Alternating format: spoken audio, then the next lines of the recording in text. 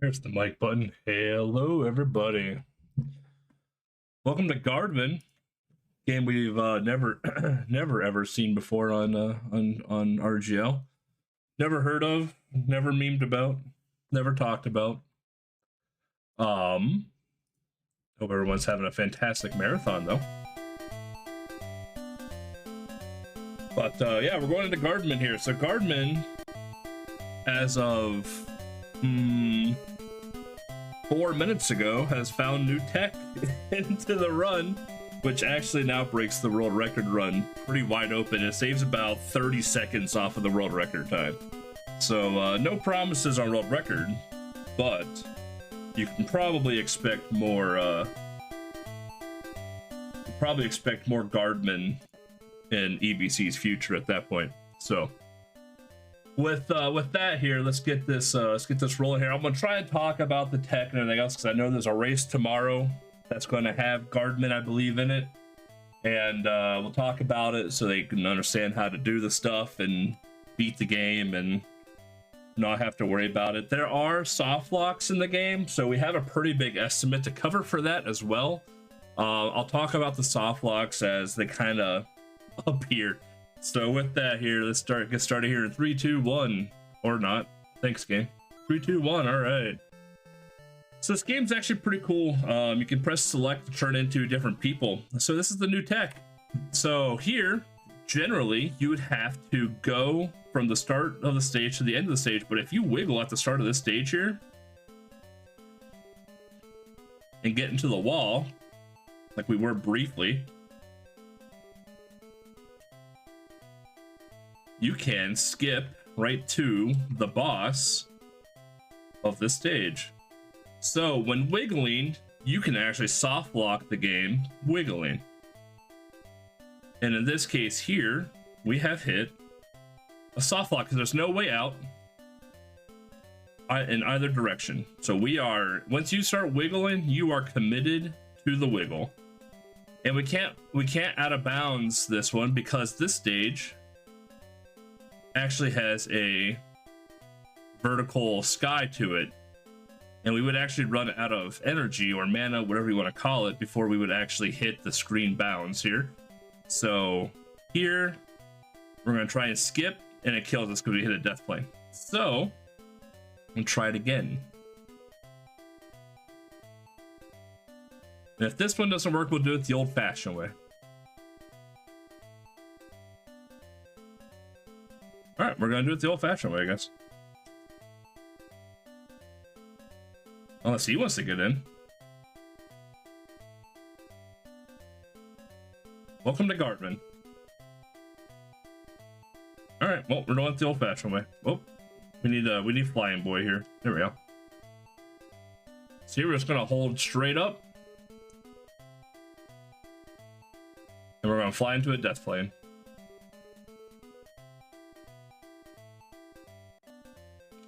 All right, we're gonna do it the old-fashioned way then. So generally, this is how you would have to do stage 1, assuming your wiggle would work correctly. This game here works best when you can jump, because you move faster jumping, just like Crystal Pony. You don't want to take a ton of damage, but here comes a fun little trick here that'll help most blind runners. If you shoot mid-air, you lose all of your momentum when jumping.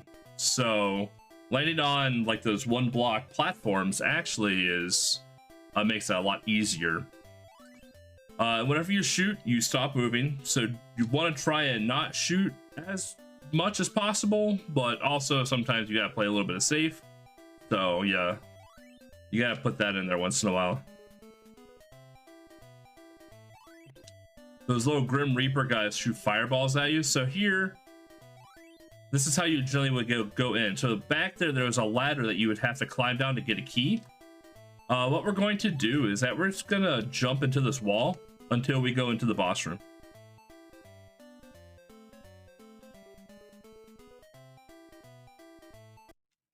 There we go. And now we're in the boss room. We're gonna play the boss a little safe here. So the boss will fire a fireball wherever you were last located. The fireball does a decent amount of damage, and since we don't have any lives left, we wouldn't get the benefit of the doubt of already pre-damaging the boss. The cool thing about this game is the boss keeps the amount of damage you do to it whenever you die, but not when you game over. So if you game over, which we'll see on this next boss, you'll have to do the entire fight kind of over again. So here, this is the stage we have to get the wiggle on, and we want to use the fire guy to get as close to this left edge as possible. We want to flip to the hammer guy, and we gotta wiggle. We gotta wiggle. So you see how far into the wall we are? Now if we just jump, we go right into the boss fight. So here we're gonna just die. Because this is probably the hardest boss fight in the game. So we're just gonna take the initial game over. And whenever you continue, you go right back into the boss room here. So here you'll be able to see the frog change colors as we fight through him. Inputs do get eaten a lot in this game. I will say that as well. But you should be able to get 2 to 3 hits per jump on this boss, assuming your inputs don't get eaten. So while this guy is blowing up right here, if you walk into that body while he's blowing up, you'll die. The hitbox is still very active. Stage 3 here. So again, you're supposed to swim, but we don't have time to swim. So we're gonna just wiggle into a wall and jump. Now we have to fight Death. Death is actually a really easy fight. He's gonna shoot these 3 balls at you, and yeah, there's a ton of time in between each ball, and you could jump over 2 of the 3. So it's literally just a timing based fight. Death doesn't change colors when you fight him, however. And Death's dead. Now we're going into the final stage of Gardman. So you would think, oh, you've just wiggled through every stage of the game. Can you just wiggle through the final stage of the game? No. The final stage of the game is you actually have to play Gardman. You have to play the game now. These moving platforms are awful. So that bone that skeleton is throwing right there, if it hits you while you're on the platform, you will glitch through the platform and fall into the hole and die. All there is to it. So here we got bone. I'm gonna hit him. So this is where this stage gets tough. You want to jump and shoot as you're coming down in front of those boomerang guys. The boomerang guys are almost undodgeable damage unless you are just god tier at jumping in this game, which takes a lot of practice. So here we're gonna wait for these platforms. We're just gonna take an initial, okay, or we're gonna fall because our jump input got eaten. So here we're gonna shoot in the air to stick us, and we'll probably die right there. Yeah. The nice thing about this game is that every enemy that you kill, as long as you're on the same continue, that enemy is dead. So we're clear all the way up until that point now. So I'm gonna jump here just to dodge that bone because I do not trust that bone. All right, well, we're gonna kill him then. So this is the hardest part of Gardman, is the final stage. All right, we made it up there. If you go right there, there's a treasure chest at the end of that has a health thingy in it, health power up, so to speak. All right, we didn't make that cycle, but we make that cycle. So here what we do, you'll see me jump and shoot because I paused myself in midair, which lets me kind of catch up to some of the cycles.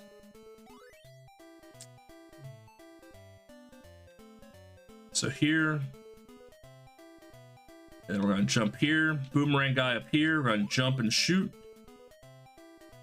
And now we're just gonna fall down. So now we're hit a checkpoint, but we don't have any lives left. So if we die right here, game over. We have to do this whole stage over again. Not the end of the world, pretty short stage, but it is the longest part of the run. There are 1-ups. I don't know where they are. This is how that is.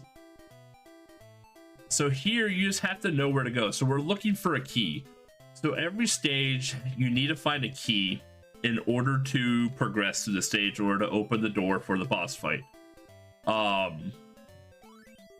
And in this one here, the key is not very self-explanatory on where it's at, obviously, because you need to find it.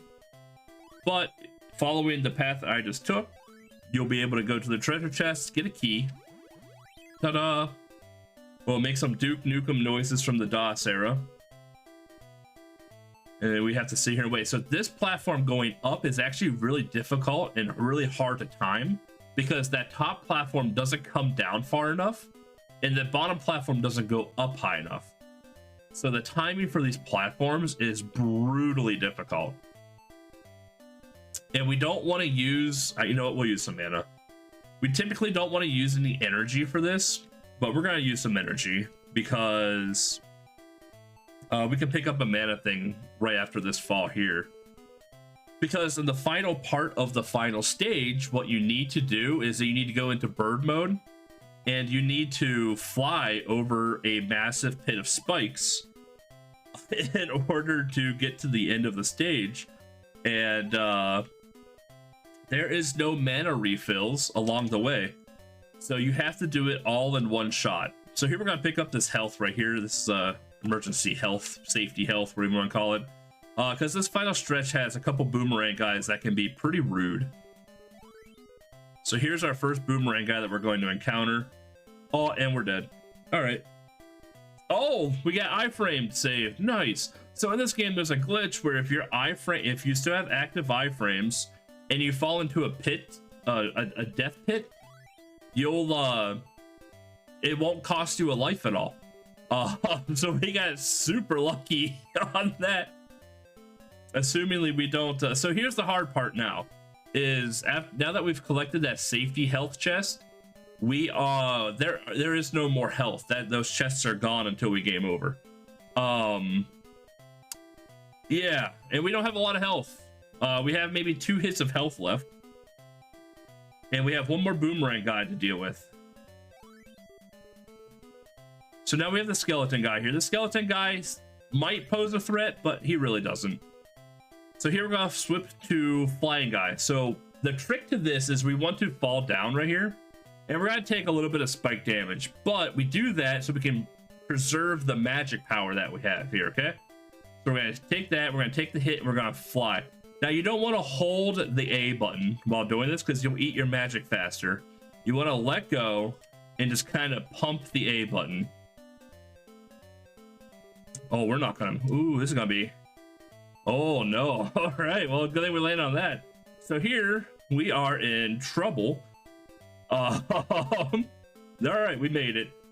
We got one more big jump to make. All right, so this, once we hit this door, it'll be time. So here we gotta hit this moving platform, and all the other moving platforms, you're glued to them, like you'll move with them, except for this platform. This platform you will not move with it, and you will actually fall off of it if you're not careful enough. And that is time. You have now learned the speed run to Gardman.